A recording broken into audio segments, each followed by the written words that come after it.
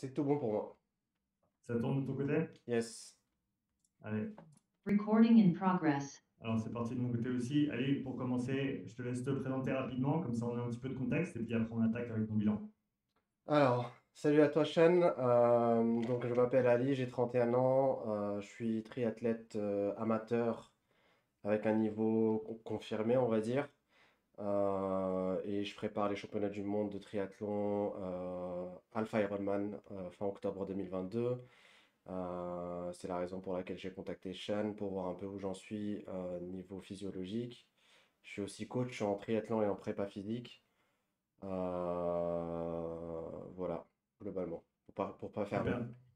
Ouais, nickel. Donc je suis venu chez toi il y a quelques temps de ça, et on a fait donc le test, on a fait ton profilage sur vélo, donc on l'a fait sur ton vélo à toi, home trainer, donc c'est toujours mieux de le faire dans le contexte plutôt que sur un vélo tierce.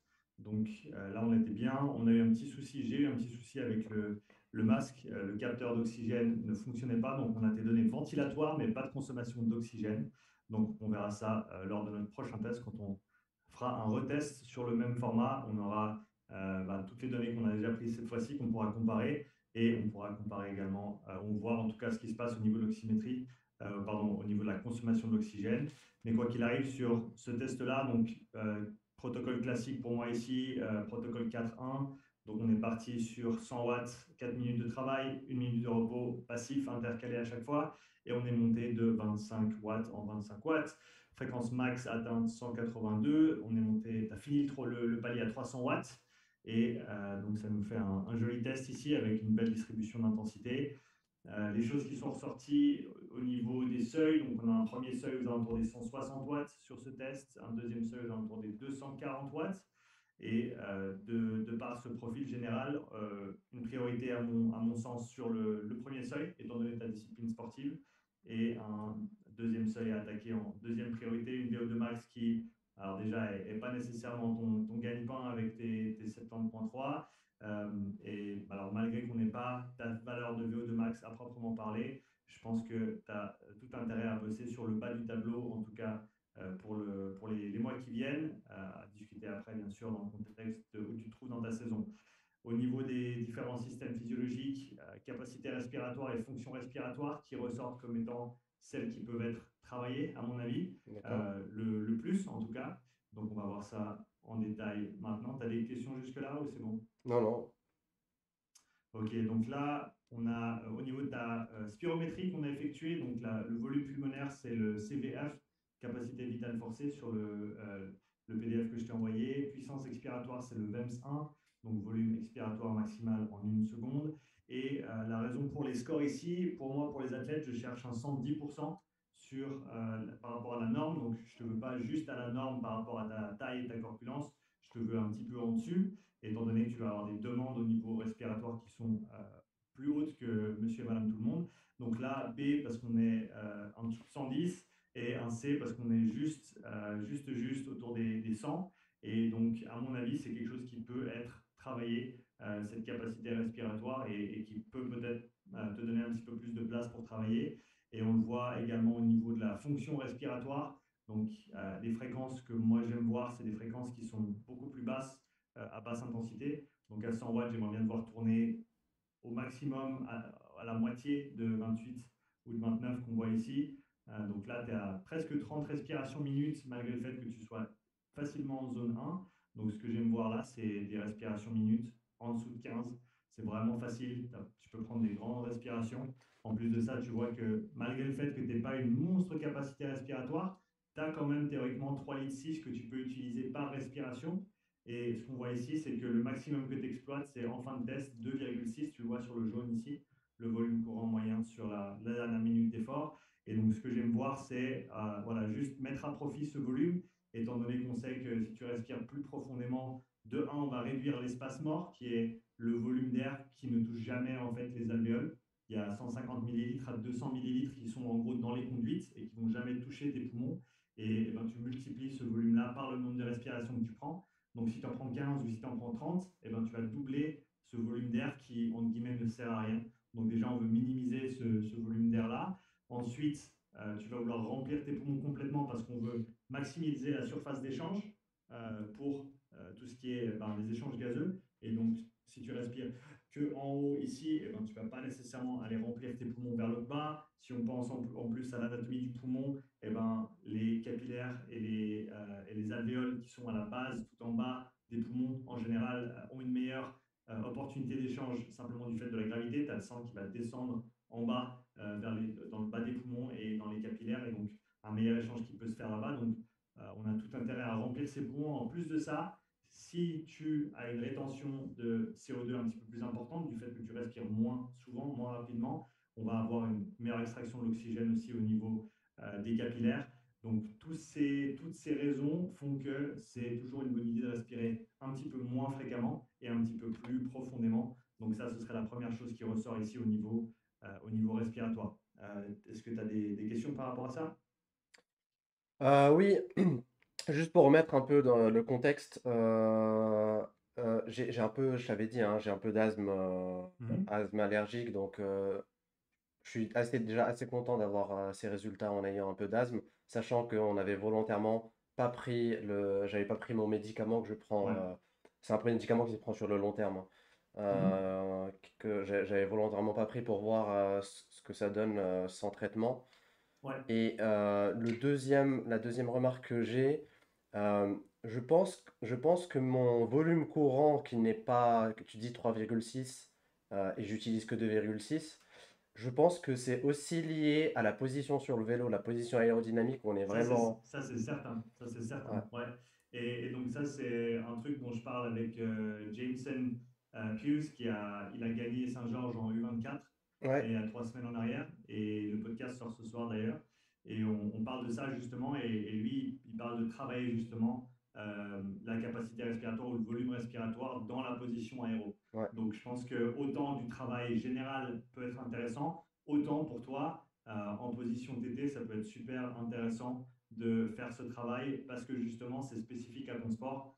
Tu vas passer beaucoup de temps dans cette position et donc de gagner en capacité en termes de volume et d'amplitude de mouvement, même au niveau de ta respiration, dans cette position qui est restreinte, je pense que ça peut t'amener un avantage intéressant. Ok. Et ça me fait penser aussi à un troisième truc, j'avais pas du tout prévu d'en parler.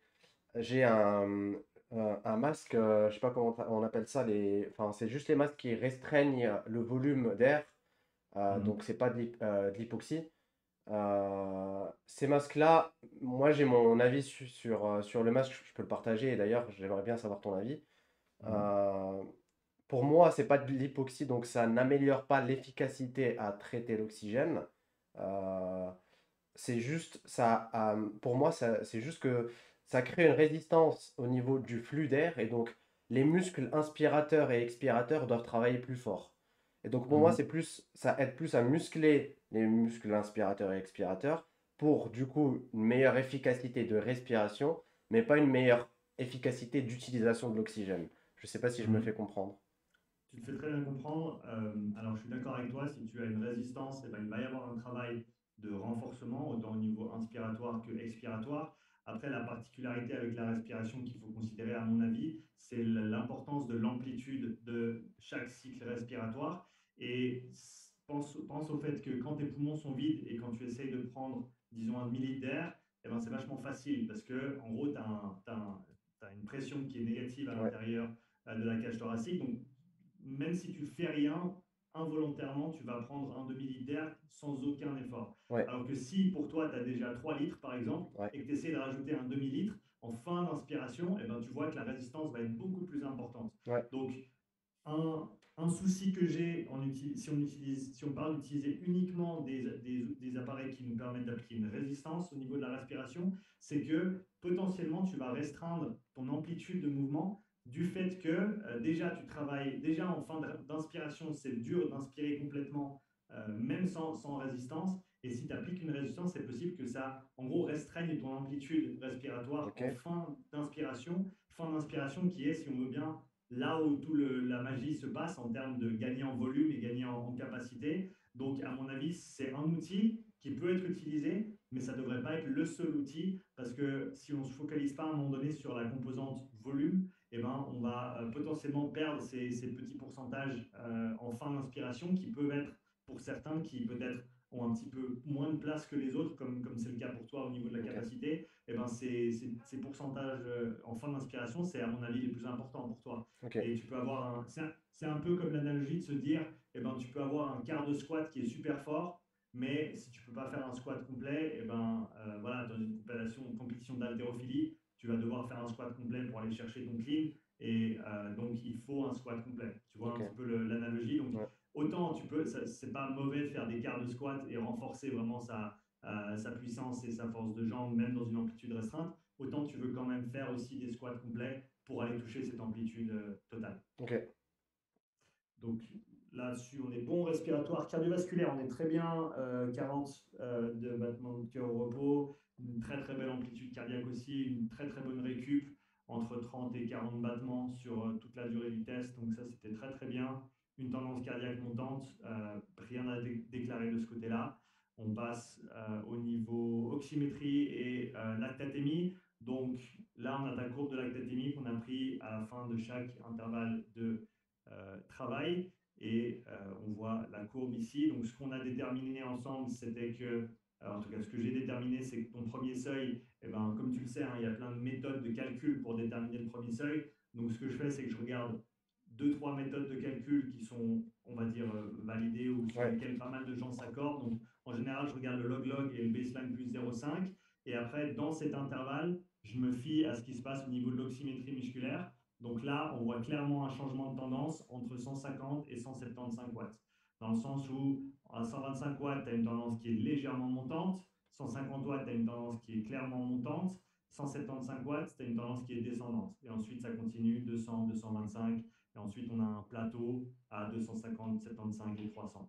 Et donc, pour moi, le point d'inflexion important au niveau périphérique, au niveau local, il se fait entre 150 et 175. Donc, plutôt que de on va dire, parier sur une méthode de calcul au niveau de la courbe de lactatémie, eh ben, je regarde les valeurs de lactatémie, mais après, je valide, si tu veux, avec des mesures locales, parce qu'au final, les adaptations qu'on recherche, ça va être dans les jambes, et enfin, principalement, ici, pour du local, si on parle au niveau capillaire, mitochondrial, Mhm. développement métabolique. Donc, on veut un environnement interne qui soit propice à ce développement, Ouais. et pour toi, ça va se faire en dessous de 160 watts. Okay, d'où le 160 que je t'ai donné comme valeur de référence, et le 240 watts qui en général représente je prends en général les quatre valeurs de calcul qui sont du Dmax. Donc tu as le Dmax modifié, tu as le poly Dmax modifié, tu as plusieurs méthodes de calcul, et si tu veux, je regarde ces trois-là et je fais une référence croisée avec l'oxymétrie encore une fois, et là, comme indiqué avant, le changement de tendance, il se fait entre 225 et 250, où on a une tendance qui est descendante entre 175 et 225.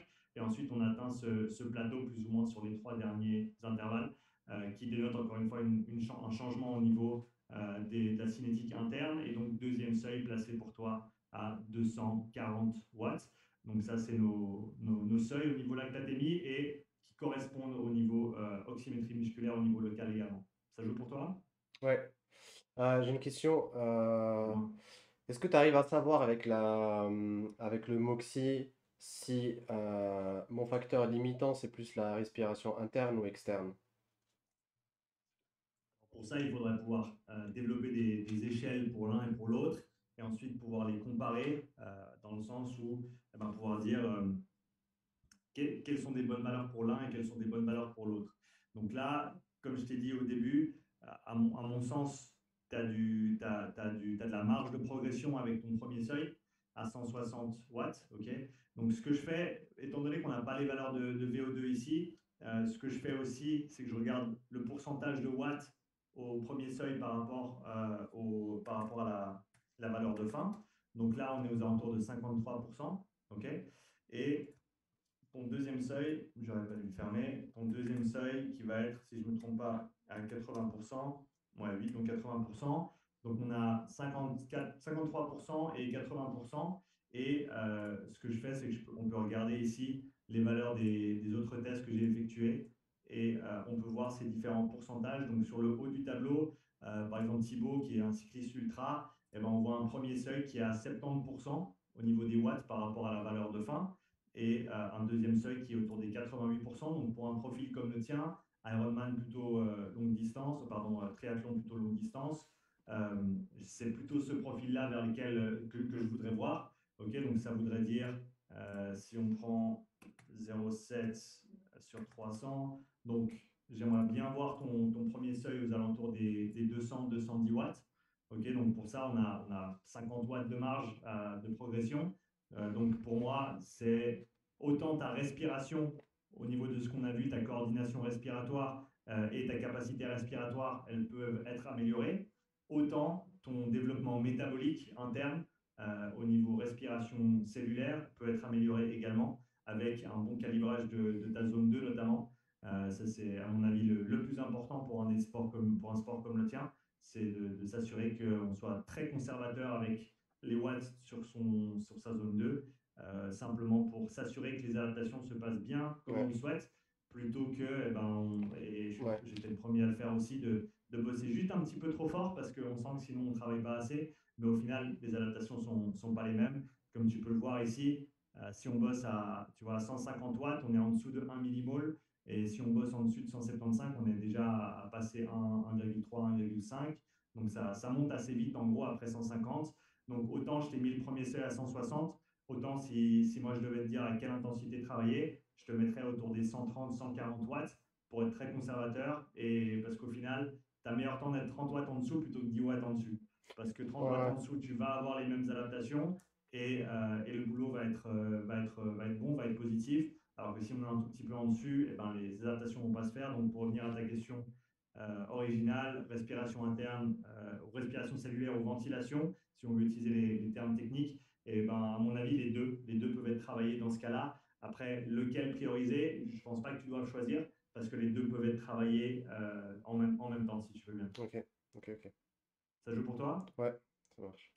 Super. Donc, au niveau des intensités d'entraînement, par rapport au test du jour, en tout cas, on a les valeurs de watts qu'on a déjà mentionnées, 160, 240 watts, avec des fréquences cardiaques à 120, 122 et 155 BPM respectivement, et des zones donc, qui s'échelonnent de cette manière-là, si on travaille avec ce genre de modèle, ce genre de zone. Après, en termes de recommandations, donc, comme d'habitude, ça, c'est une recommandation générale que je fais à tout le monde. Endurance fondamentale, c'est le nerf de la guerre pour ton sport, quoi qu'il arrive, donc tu le sais mieux que moi. Euh, et puis là, ben, comme je te l'ai mis ici, 110 à 120 BPM, à mon avis, parce qu'on n'a pas vraiment d'intérêt à aller pousser cette Ouais, limite vers le haut. Contrairement au seuil 2, où là, si tu veux faire du seuil, ben, tu te mets ouais, vraiment proche ou alors même juste dessus. Mais le premier seuil, pour faire une remontée, il faut en rester assez loin. Donc, comme je t'ai dit, à mon avis, 100, 130, 140, 150 watts, et puis essayer d'accumuler un maximum de temps. Et surtout pour toi, ben, d'essayer d'avoir des longues sorties au moins une fois par semaine, comme tu le sais, à ces intensités-là pour avoir un maximum de travail. J'ai pu bosser avec Jean-Yves Coupu qui fait du vélo en ultra. Il est sur Annecy, si je ne me trompe pas. Là, il est en Corse en train de faire un 1000 kills, si je ne dis pas des bêtises. Et en 2 mois, il a réussi à faire de gros progrès sur sa basse intensité. Je crois qu'il a augmenté de 15 watts son premier seuil. ouais, Et ces valeurs de lactatémie sont tombées il me semble, en tout cas un demi-point mm, sur toute la longueur de la courbe, en sachant qu'il il a du temps et il a pu faire 2 à 3 longues sorties par semaine. ouais, Donc voilà, ça a un gros impact, mais je pense que pour toi, c'est le genre de choses qu'il faudrait viser idéalement comme priorité, en tout cas sur le vélo, capacité respiratoire, travail en volume. Donc ça peut se faire avec un outil comme le Breathe Way Better, celui que je commence à utiliser, mais ça peut se faire avec d'autres outils potentiellement aussi. Et après, je t'ai mis une suggestion ici du travail d'intervalle de sprint. Après, c'est une recommandation qui reste assez générale. Et je pense que ça, c'est de toute façon du travail que tu devrais faire loin des courses. Donc, si tu es en pleine saison, ce n'est pas nécessairement le moment de faire ce genre de travail, sauf si tu sens que potentiellement tu manques vraiment de relance, de peps sur le vélo, ben, potentiellement de faire quelques entraînements en supramaximal, ça peut être intéressant, mais ça c'est à discuter. Et ensuite, en termes de progression, donc là, en haute intensité, je t'ai mis ça ici, encore une fois, si c'est applicable, zone 2 selon ta programmation, parce que chaque personne va avoir un volume différent selon les semaines, etc. Donc, ça, il faut le gérer. Et puis, le travail respiratoire qui peut être fait, encore une fois, de différentes manières selon les qualités qu'on recherche. Ça, on peut en discuter un peu plus si ok. tu veux. Donc, Dis-moi si tu as des Ouais, questions c'est par quoi rapport à tout ça. Breathe Way Better? C'est Ouais, quoi? c'est un outil d'entraînement respiratoire qui est assez récent. Je te recommande d'écouter le podcast que j'ai mentionné là, qui sort ce soir, Ok, parce que Jameson l'utilise et en parle. C'est un outil qui a été inventé par un gars qui s'appelle Luke Way, qui bosse notamment avec Jameson, ce jeune qui a gagné à Saint-Georges. Et attends, j'essaie de te trouver une photo. Ouais, ça c'est l'outil. Donc c'est un sac, si tu veux bien, ok, avec un petit embout, c'est même pas une valve, c'est juste un embout ok, à trois sorties. Et c'est un outil qui te permet de travailler en isocapnie, c'est-à-dire que tu vas maintenir des niveaux de CO2 constants. Donc, tu vas pouvoir respirer pendant des périodes prolongées sans avoir tes niveaux de, même si tu es au repos, sans avoir tes niveaux de CO2 qui tombent du fait que tu hyperventiles au repos. d'accord. Et donc, ça te permet de faire des séances plus prolongées au niveau respiratoire, en sachant que les outils respiratoires résistés en général, eh ben, tu as une limite soit de répétition, soit de temps que tu vas pouvoir faire en continu, parce qu'après, ben, tu commences à avoir la tête qui tourne un petit peu, simplement parce que tu as les niveaux de CO2 qui tombent trop bas et qui ne te permettent pas voilà, de respirer correctement. Donc cet outil-là te permet de maintenir ces niveaux et de faire des exercices de plusieurs méthodes. Tu peux faire du travail en volume, tu peux faire du travail en coordination, donc à haute fréquence, par exemple, spécifique à ta course. Tu peux faire du travail de mobilité aussi avec le sac, notamment, je pense, par exemple, tu vois, la position aéro. Donc, tu pourrais te mettre dans la position et travailler cette amplitude respiratoire maximale dans cette position un petit peu contraignante, du travail de puissance expiratoire. Enfin, tu peux travailler Ouais. quasiment toutes les modalités respiratoires. À mon avis, c'est un outil qui est assez intéressant et qui est assez abordable pour les athlètes. Ouais, la tolérance au CO2 aussi pour la natation, c'est important. Ça, tu vas pouvoir la travailler aussi. Ça j'ai pas encore exploré. C'est un paramètre que j'ai pas exploré. Je pense que pour ceux qui sont familiers avec un ouvrage comme The Oxygen Advantage, il y a déjà pas mal de pistes d'exercices qu'on peut faire au repos. Et après, il y a certainement des choses qu'on peut faire à l'entraînement également. Et Jameson en parle dans le podcast. Il parle notamment de 100 mètres répétés dans la piscine. Et en gros, Mm. tu sors de l'eau et tu respires directement dans le sac. Ce qui fait qu'en gros, tu vas maintenir les niveaux de CO2 qui sont élevés du fait que tu as fait un gros 100 mètres. Ouais, Tu vas maintenir ces niveaux de CO2 pendant une période de temps, pendant le repos. Donc, voilà, simplement, manipules ton environnement interne avec cet outil. Mais à mon avis, ce que je viens de mentionner là, ça reste une pratique qui est assez avancée. Et il y a, je pense, quelques étapes à explorer avant d'aller là-dedans. Mais oui, c'est une des options d'entraînement aussi qui peut être très intéressante à mon avis. ok, ok.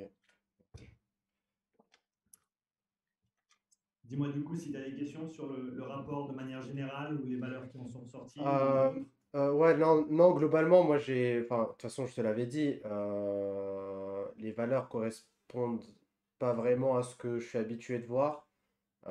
J'ai déjà fait des tests avant et les valeurs étaient supérieures, sachant que j'ai progressé depuis. Mhm. Mais je pense que j'étais vraiment sur un mauvais jour et je le vois de toute façon parce que aujourd'hui, si on prend l'exemple de la zone 2, à Mhm. 120 BPM, je suis déjà à 170, 180 watts Mhm. à 120 BPM, alors que là, on voit que j'ai atteint les 122 BPM à 160 watts, c'est ça? Mhm. Ouais, c'est ça. Et de toute façon, même, enfin, le jour même, je t'ai dit que j'y arrivais pas. On a fini Mhm. sur un palier à 300 watts, sur 4 minutes à 300 watts. J'ai déjà tenu sur des courses 10 minutes à 300 watts. Donc, Ouais. ouais, mes entraînements de PMA, j'arrive à faire des 5 fois 3 minutes à 315, 320 watts. Mhm. Donc, ouais. Donc, je pense que l'image du jour est correcte. J'étais pas du tout en forme. Ouais. Après, justement, je pense qu'il faut garder en tête, et même pour les téléspectateurs, que c'est une image du jour et ça représente pas forcément le niveau général, la condition physique générale de la personne qui change tous les jours.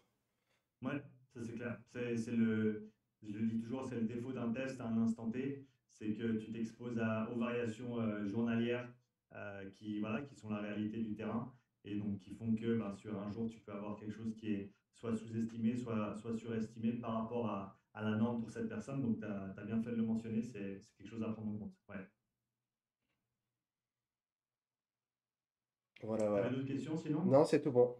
Ok, Merci beaucoup. génial.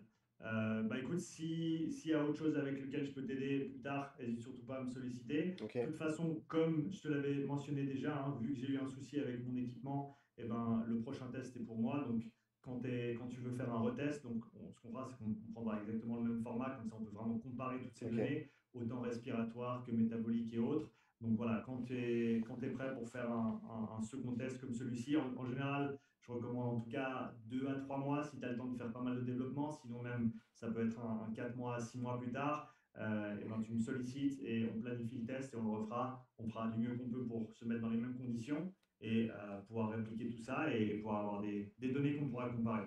J'ai juste une question, j'ai oublié de te la poser. Je Mhm. suppose qu'on ne peut pas calculer le fat max parce qu'on n'a pas les données de CO2.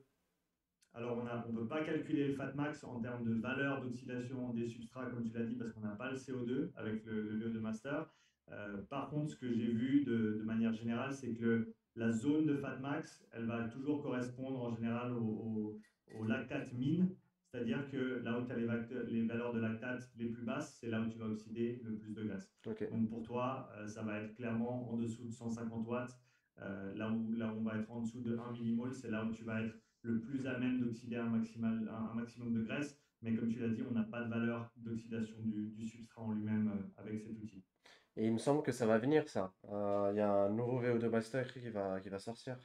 C'est ça? C'est en développement. Peter, le CO, il était à Sierra Nevada avec Christian pour tester l'outil il y a 2, 3 mois en arrière. Donc ils sont encore en développement, mais c'est la prochaine étape, c'est d'inclure le CO2 dans le master. C'est Tu vas en ça. avoir un en tant que partenaire privilégié, en avance, je veux dire, par rapport à la sortie. En avance, je pense pas, mais oui, je vais absolument en Ok, avoir. Ça, c'est sûr. ok. Je vais être Et, bien et, dispo. et aussi, je suis désolé, je reviens sur un truc que tu as dit au tout début. Oui. La fréquence respiratoire, tu Ouais, voudrais aller à 30, je crois, au tout début, si tu peux monter c'est un petit ça. peu. C'est ça. Et tu recommandes 15. Moi, mais comment dire, les outils que j'ai, ma montre ou la Oura Ring que j'ai, elle me dit Mhm. déjà que je suis à 15-16 au sommeil. Donc, comment Ok. veux-tu qu'en zone 2, je sois à 15-16? C'est impossible. Bah, si tu regardes les valeurs de volume que tu bouges ici, un 8 à 125 watts, et ben, si tu doublais ce volume-là, donc si tu arrivais à bouger 3,6, alors là, on parle de valeur théorique parce que Ouais, tu n'es pas arrivé même à 3,6 sur le test, même si peut-être en y pensant, peut-être que tu aurais pu monter à 3. Alors, ben, prenons le 100 watts pour faire simple et disons que tu arrives à monter à 3 litres par respiration. Et ben, si tu doubles ton volume ici, tu peux réduire de moitié ta fréquence et bouger la même quantité d'air. ok, Et donc, tu pourrais réduire, alors peut-être pas de moitié, mais en tout cas, dans une certaine proportion, ta ouais. fréquence respiratoire à basse intensité. Ok, et du coup, si je comprends bien, c'est toujours plus efficace d'utiliser toute la capacité en termes de volume.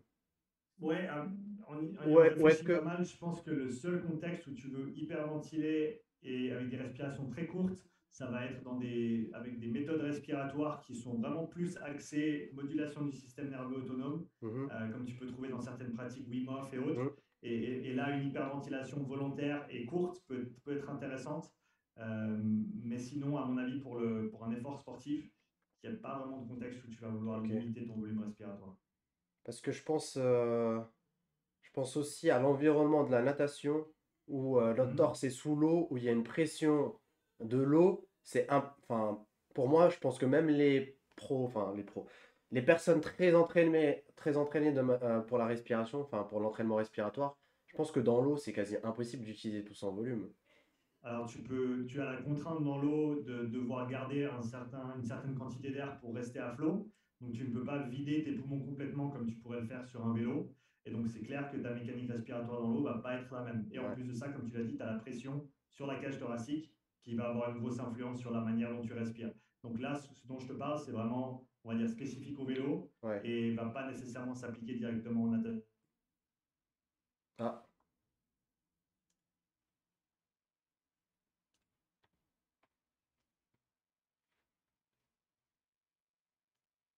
Euh, Petit problème technique.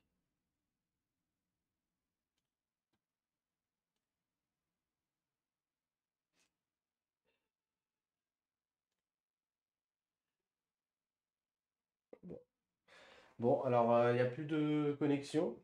Du coup, bah, merci d'avoir regardé la vidéo. Et puis, je pense que Shen va mettre la suite de la vidéo. Moi, je vais pas, je vais couper la vidéo ici.